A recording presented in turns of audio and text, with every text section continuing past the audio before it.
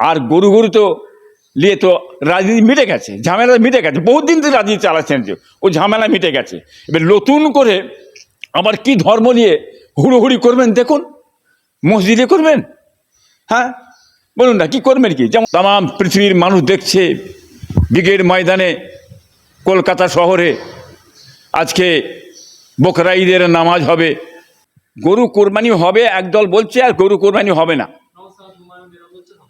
যেনারা বলছেন তেনারা ওখানে একটা প্যাঁচ রেখেছেন, ওই প্যাঁচটা ধরে রাখার ক্ষমতা কি আছে সাধারণ মানুষের? আইনের কথা বলেছে, আইনকে মান্যতা দেবেন, আইনকে মান্যতা দেবেন। তাহলে আইনটা কি আছে দেখেন,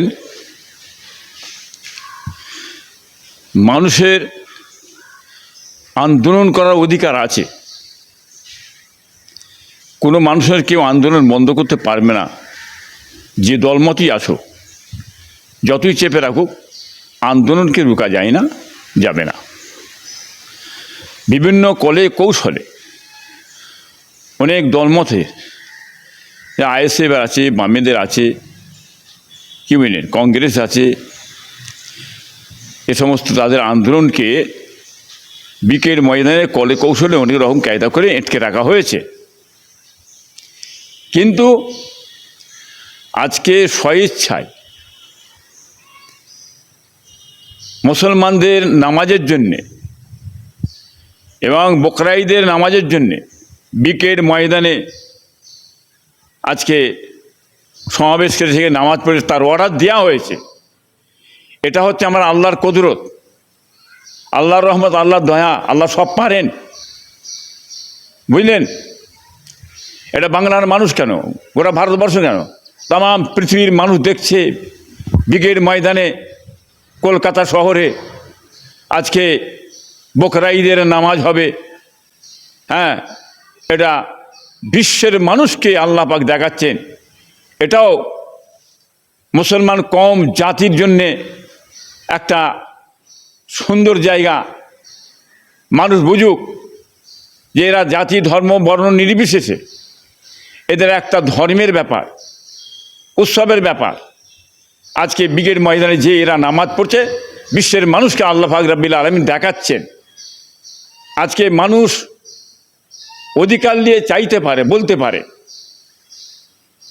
ভারতের সরকার যিনি আছেন তিনি ভেবেচিন্তে দেবেন জায়গাটাকে, কিন্তু এক পেশে হয়ে আমি বন্ধ করে দেবো, কোনো আন্দোলন করতে দেবো না, বাধা দেবো, আটকাবো, এটা কিন্তু উচিত নয়।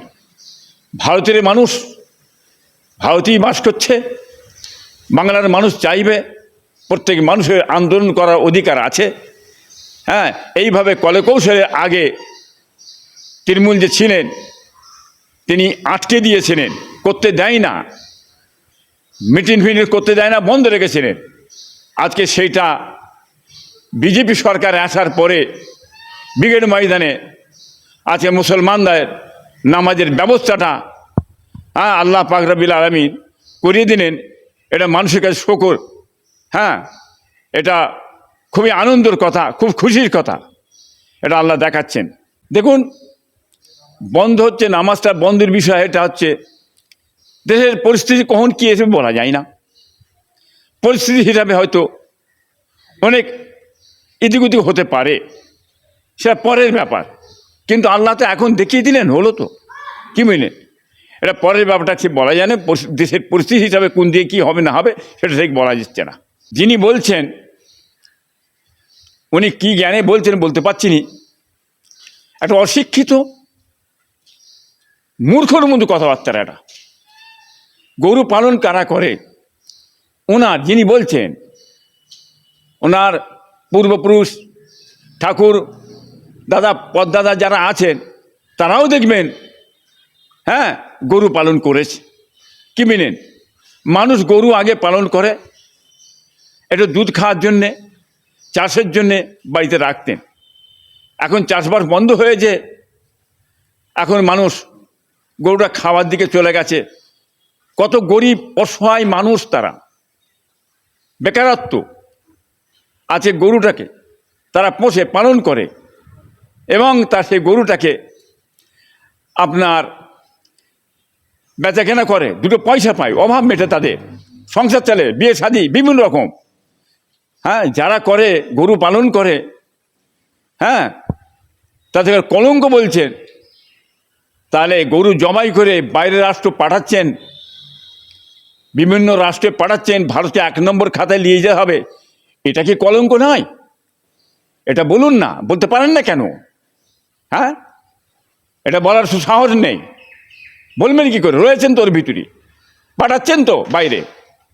অতএব এটাই আমি বলবো, ভারতবর্ষে হিন্দু মুসলমান একতাবদ্ধ হয়ে আন্দোলন গড়ে তুলুন। ভারতের মানুষ, আমরা গরু খেতে পাচ্ছি না, গরু যদি আমাদের মাথা হয়, আমাদের ভাবাবেগে আঘাত লাগছে। অতএব গড়ে তুলুন একসঙ্গে আন্দোলন, 1 পিস গরু হত্যা না করা হয়, 1 পিস গরু জমাই করে বাইরের রাষ্ট্রই না পাঠানো হয়। হ্যাঁ, এই ভারতকে 1 নম্বর খাতায় নিয়ে যাওয়ার জন্যে, হ্যাঁ, এটা আমি ভারতবর্ষের জাতি ধর্ম বর্ণ নির্বিশেষে হিন্দু মুসলমানকে আন্দোলনের কথা করার কথা বলবো। আজকে এত মানুষ যে ধূলিসাৎ হয়ে গরিব ভিখারি হয়ে গেল, তছনছ হয়ে গেল, কি হবে?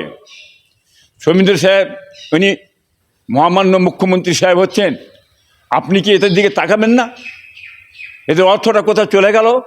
ব্যাংক থেকে লোন নিয়ে গরিব দুটো খেতেন, বাঁচতেন, তাদের সংসার চলতেন, সংসারটা তো ধূলিসাৎ হয়ে গেল। এদের জন্য একটা ব্যবস্থা করুন, আপনি বলুন। যাদের ক্ষতি হয়ে গেছে, যারা এই অবস্থায় পড়েছেন, আমি তাদের জন্য এত টাকা বরাদ্দ করছি, এত টাকা দিচ্ছি, কি একটু সহযোগিতা করুন। চাকরি নেই, কর্ম নেই, কৃষি নেই, কিছু নেই, তারা হ্যাঁ শেষ হয়ে গেল তো। হ্যাঁ, আগামী দিনে তারা উঠে দাঁড়াতে পারবে না। তার জন্য ব্যবস্থা মহামান্য মুখ্যমন্ত্রী সাহেবকে আমি বলতে চাইছি, তাদের মুখে দিলে তাকান, হ্যাঁ, তাকালে তারা বেঁচে যায়। বিভিন্ন দিকে আপনি বহুত আপনার হকারদের উচ্ছেদ করে দিলেন, তো তাদের থাকার ব্যবস্থা করে দেন। কোথা থাকবে তারা, যাবে কোথা? সেখানে খালি মুসলমান আছে, হ্যাঁ, হিন্দু মুসলমান 90% হিন্দু ভাই আছেন, 10% মুসলমান আছেন, কি বুঝলেন? এই গরুর ব্যাপারটাতে 90% হিন্দু আর 10% মুসলমান আছে। অত হকারগুলো উচ্ছেদ করে ধূলিসাৎ করে দিলেন, তারা ভিখারি হয়ে গেল, কোথায়? পস্তায় রাস্তাতে বসে গেল। তাদের জন্য একটা ব্যবস্থা মহামান্য মুখ্যমন্ত্রী সাহেব করে দেন। হ্যাঁ, এটা কে করবে? হ্যাঁ, গরিবদের শেষ করে দিলেন। যত দেখা যাচ্ছে, হ্যাঁ, ধনীরা তারা চাইছে গরিব শেষ করে দাও, গরিব শেষ করো, গরিব না মাথা তোলে ওঠে। হ্যাঁ, এটা তো সারা জীবন দেখে এসছি। কবে গরিবদের মুখের দিকে তাকাবেন? গরিবদের ঘরেই তো সবাই টিপে ধরে, গরিবদের ঘরেই তো মারছে, গরিবদের ঘরে তো শেষ করে দিলে সব, কি বলেন না? অথবা একটু গরিবদের মুখের দিকে তাকান না, লক্ষ্য রাখেন না, তারা কি করে বাঁচবে, খাবে, পিনবে, চলবে, কৃষি কর্ম শিল্প কি করে হবে? আর গরু তো নিয়ে তো রাজনীতি মিটে গেছে, ঝামেলা মিটে গেছে, বহুত দিন থেকে রাজনীতি চালাচ্ছেন, যে ও ঝামেলা মিটে গেছে। এবার নতুন করে আবার কি ধর্ম নিয়ে হুড়োহুড়ি করবেন? দেখুন, মসজিদে করবেন, হ্যাঁ, বলুন না কি করবেন? কি যেমন একটা মসজিদ আপনার ইয়েতে রয়েছে, আপনার এয়ারপোর্টে যে মসজিদ, তাকে বলছেন তুলে দিতে হবে, সরাতে হবে। হ্যাঁ, ঠিক আছে, দেশের কাজের জন্যে, দেশের হয়তো অসুবিধার কারণ জন্য হয়তো কিছু হতে পারে, কি বুঝলেন? এটা তো আজকে তৈরি নয়, এটা তো তৈরি হচ্ছে আপনার 1890 সালে, কি বুঝলেন? এই মসজিদের ভিত্তি স্থাপন হয়েছে। আর এয়ারপোর্ট কবে হয়েছে? 1924 সালে হয়েছে, কি বুঝলেন? এত ডিফারেন্স। এটা কি আইন ছেড়ে দেবে? আইন বলতে একটা জিনিস আছে। বাবরি মসজিদ বাদশাহ বাবর করে গেছিল, সেটাকে ভেঙে মুগে নিয়ে নিলেন। মুসলমানরা কি করবে? করার কিছু নেই। হ্যাঁ, যোদ্ধার মুলুক তার দখল অধিকার করে নিয়ে নিলেন, এটাও যে নিয়ে নেবেন, কিছু করার নেই। আর ধর্মকে লাড়া দিলে হিন্দু মুসলমান বিভাজন করা যাবে, এতে পলিসি সুন্দর রয়েছে, তবে এই হিন্দু মুসলমান পলিসি বিভাজন আর কতদিন হবে? এটাকে টিকবে বলে মনে হয়? আমার হিন্দু ভাইয়েরা তো বুঝতে পারছেন পজিশনটা কোথায় নিয়ে যাচ্ছে না নিয়েছে। পশ্চিমবাংলায় হিন্দু মুসলমান আমরা জাতি ধর্ম বর্ণ নির্বিশেষে খাওয়া দাওয়া চলাফেরা ব্যবসা বাণিজ্যকে আমাদের মধ্যে কোনো অসুবিধে নেই। হ্যাঁ, যে জিনিসটা তৈরি করছেন, এই জিনিসটা বাংলার মানুষ কিন্তু আগামীতে বরদাস্ত করবে না, এর জবাব কিন্তু দিয়ে দেবে। মানুষ সোচ্চার হচ্ছে, তারাও তৈরি হচ্ছে জবাব দিয়ে যাওয়ার জন্যে। দেখেন, ঈদের ছুটি ছিল 2 দিন, ধরো 1 দিন হয়েছে। এখন যদি আমি বলি খুব ভালো হয়েছে, তার চাকরিজীবীরা কি বলবেন? তার চাকরিজীবীরা বললেন, তারা বললেন আমাদের ক্ষতি করে দিলেন। আজ এমনি না ভালো হয় না, এ কথা যদি বলি তার চাকরিজীবীদের অসুবিধা হয়। চাকরি কারা করে? চাকরি কারা করে? কজন করে? মুসলমান, সীমিত মুসলমান চাকরি করে। হিন্দু ভাইয়েরা বেশিরভাগ চাকরি করে। তাদের ক্ষতি হয়ে গেল, তারা একদিন এসে রেস্ট নিতে পারে, আরাম নিতে পারতো, বুঝলেন না? আর মুসলমানরা বহু দূরে থাকে, হ্যাঁ, মালদায় থাকে, বীরভূম থাকে, সেখান থেকে একদিনের ছুটি আসবে, আজ এলো কাল চলে গেল, কষ্টে পড়ে গেল, এত গাড়ি টাড়ি ভাড়া করে এসে আসা যাওয়া হয়ে গেল। তো দুদিন ছিল, সেটা একদিন করা হয়েছে, এটা করলেন, এটা কি সঠিক হলো? এটা তো সঠিক তো হলো না, বুঝলেন না? বাংলার মানুষ আপনারা দেখুন কাদের ক্ষতি হচ্ছে আর কাদের ক্ষতি হয়নি, সেটা বাংলার মানুষ তারা নিজেরা বুঝতে পারছে। এর জবাব কিন্তু সময় এলে দিয়ে দেবে। গরু কোরবানি হবে একদল বলছে, আর গরু কোরবানি হবে না। যেনারা বলছেন তেনারা ওখানে একটা প্যাঁচ রেখেছেন। ওই প্যাঁচটা ধরে রাখার ক্ষমতা কি আছে সাধারণ মানুষের? আইনের কথা বলেছে, আইনকে মান্যতা দেবেন, আইনকে মান্যতা দেবেন। তাহলে আইনটা কি আছে? 14 বছরের গরু আইন আছে। ওই 14 বছরের বয়সের গরু একটা পাবেন না ভারতবর্ষে, অতএব কোরবানি হবে না। কি বুঝলেন? ওই কথাটা তো বলে দিয়েছে। যেনারা বড় বড় কথাবার্তা বলছেন, শোনাচ্ছেন মিডিয়ায়, আপনারা সাধারণ মানুষ বুঝতে পারছেন না। আমরা তো জানি বলেই বলছি, খবরদার আপনার আইনকে হাতে তুলে নেবেন না। কোরবানি যখন বন্ধ করেছে বন্ধ হয়ে যাক। 14 বছরের গরু নেই, আপনারা কোরবানি দেবেন, দেওয়ার পরে হয়তো কোন সময় প্রশাসন বলবে, ডাকবে, আপনি কোরবানি দিয়েছেন, কত কি হচ্ছে না হচ্ছে, কোথায় গরু হবে কোরবানি সব প্রশাসন জানে। ঈদের পরে ডাক করবেন, গরু দিয়েছেন, আজ বলবে আপনি যান 14 বছরের বয়সটা দেখান, তো দেখাতে পারবেন না, না পারলে কি হবে? 3-6 মাসে জেলে যাও, না 3 লাখ টাকা ফাইন দাও। কি বুঝলেন? এটা হবে। অতএব আমরা বলছি, কেন সাধারণ মানুষ আপনারা জোয়াতে যাবেন? গরু বাদ দিয়ে দেন, খাসি দেন, হ্যাঁ, দুম্বা দেন, আপনার ভেড়া দেন, এসব দিতে পারেন, কোনো অসুবিধে নেই। কি বুঝলেন? বেকার ঝামেলায় যাওয়া দরকার নেই। এবং কোরবানি যারা দিচ্ছেন, যে সমস্ত কোরবানি দেবেন, খাসি কোরবানি দেবেন, ছবি তুলবেন, প্রত্যেকটা ছবি তুলে রাখবেন। ছবি তুলে রাখবেন, কেমন না বলবে গরু হয়েছে বলবে। কি বুঝলেন?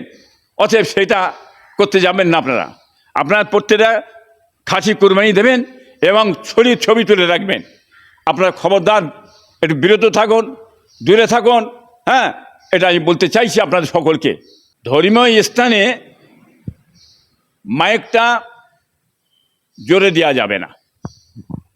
একটা মাইক একটা সীমাবদ্ধ বেঁধে দেওয়া হয়েছে, শব্দ দূষণ বলে একটা আইন আছে। হ্যাঁ, সে আইনের পরিপ্রেক্ষিতে যদি মসজিদে আজান দেওয়া হয় কোনো অসুবিধা হবে না, ঠিক আছে। আর যে সমস্ত মাইক আছে, মাইকটা খোলার অর্ডার কে দিয়েছে? প্রশাসনকে মাইকটাতে হাত দিবার অর্ডারটা কে দিয়েছে? উনি হাত দিলেন কেন? উনি তো এইটাই বলতে পারেন যে জোরে আওয়াজটা এত দূরে গেল কেন। সেই আইনও তো আপনি ভুল করেছেন, তার খেসারত দেন, কেন করলেন? মাইক খুলে দেবেন কেন? মাইকটা প্রত্যেক জায়গায় থাকবে। এত কিলোমিটার দূর অবধি আমার মাইকের শব্দ যাবে, এইটাই ব্যাপার। এটা নতুন ব্যাপার, এটা আগেও ছিল, এখনও আছে শব্দ দূষণটা। হ্যাঁ, অতএব মাইক আপনি খুলতে পারেন না, খুলে নিয়ে নিতে পারেন না, নেমিয়ে দিতে পারেন না। এটা তো আইনত কাজ তো হচ্ছে না, এটা অন্যায় হচ্ছে। বাংলার মানুষ দেখুন আপনারা, হিন্দু ভাইরা তারা মাইক চালায়, মুসলমানরা চালায়। এবার সেই জায়গাতে চিন্তা ভাবনা করতে একটা অনুষ্ঠান চলছে, কি বুঝলেন? সে জায়গায় চালিয়ে থাকে, যদি পরীক্ষা থাকে সে সময় শব্দটা কমিয়ে দিতে হয়, শব্দের আওয়াজ না বেশি যায়, ছাত্রদের পড়াশোনার ব্যাপার, এগুলো তো প্রশাসনের করার দরকার। আর প্রশাসন যদি উল্টো কাজ করে তাহলে বাংলার মানুষ তো বুঝতে পারছে জিনিসটা কী করতে চাইছে। সরকার বলছে এক আর করছে এক, এটা বাংলার মানুষ অটোমেটিক ধরে ফেলবে। দেখেন, ঘর দেওয়া হয়েছে, কোন আইনে দিয়েছে না দিয়েছে একটা আইন বলে কথা এমনি দেবে না। যদি নওশাদ সিদ্দিকী বিধায়ক পেয়ে থাকে, নিশ্চয়ই বামেদের বিধায়ক আছে, তৃণমূলের বিধায়ক তারাও পাবে, তাদেরও অধিকার আছে। কি বুঝলেন? আর যদি তাদের না দেওয়া হয় তাহলে আপনি মন্তব্য অন্য করবেন, কিন্তু বিজেপির দালাল যে বলছেন, এটা আজ থেকে তো বলছেন না, অনেক দিন ধরে বলছেন তো, যে বিজেপির দালাল কে ছিল, বিজেপির দালালিগিরি লেইলো কারা, কি বিজেপির দালালিগিরি করে অকাপ সম্পত্তিটা বন্ধ করে দিলে কারা, বিজেপির দালালি করে আজকে পশ্চিমবাংলাতে এনআরসি করালেন কারা, এটা কি বাংলার মানুষ জানে না? হ্যাঁ, সেটা তো বুঝতেই পারছে বাংলার মানুষ কারা করেছে।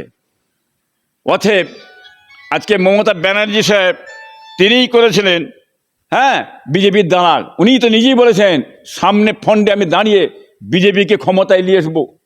আজ ক্ষমতায় নিয়ে এসেছে, কিন্তু নিয়েছে ক্ষতি হয়েছে।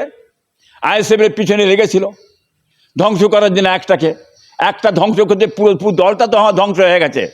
যে অন্যায় যে কাজটা করেছে মমতা ব্যানার্জি সাহেব, তার শাসারত আজকে দিতে হচ্ছে, বুঝতে পেরেছেন?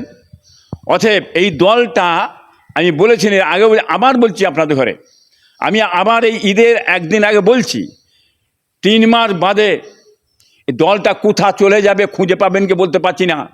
সব যে দেখবেন বিজেপিতে ঢুকে যাবে, এতে কিছু থাকবে না, মোমের মতন গলে বেরিয়ে চলে যাচ্ছে চারিদিকে, বুঝতে পারছেন? হ্যাঁ, আজকে যে ক্ষতি করেছে এই রাজ্য সরকার, উনি যে নিজে ভেবেছেন আমার পরে আমার ভাইপো অভিষেক মুখ্যমন্ত্রী হবে, কি বুঝলেন? সুযোগ সুবিধা অন্যকে দেওয়া হলো না, শুভেন্দুকে হুড়োহুড়ি করে কৌশল করে যদি মুখ্যমন্ত্রী হয়ে যায় তাকে বের করে দেওয়া হলো।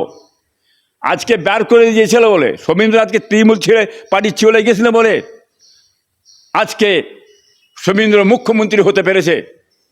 এই অবদানটা কিন্তু মমতা ব্যানার্জির, এই মমতা ব্যানার্জির অবদান বলে আজকে, হ্যাঁ, শুভেন্দু মুখ্যমন্ত্রী হতে পেরেছে।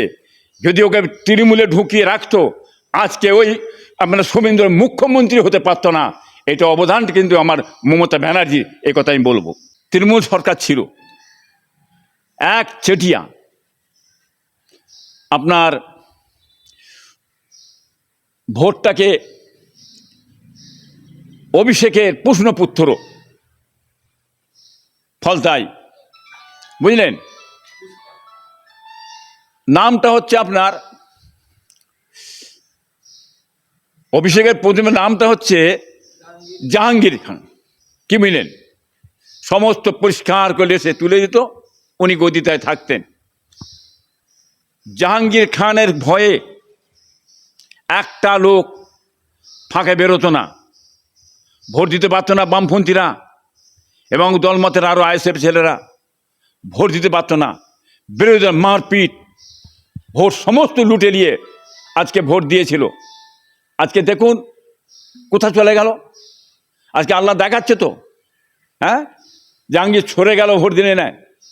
হ্যাঁ, বিজেপি জিততে পারে, কিন্তু বামপন্থী ভোটটা কত পেয়েছে সেটা বাংলার মানুষ দেখছে। হ্যাঁ, প্রচারে যায়নি, বামপন্থীরা প্রচারে যায়নি, আন্দোলন করে না, কি বুঝলেন?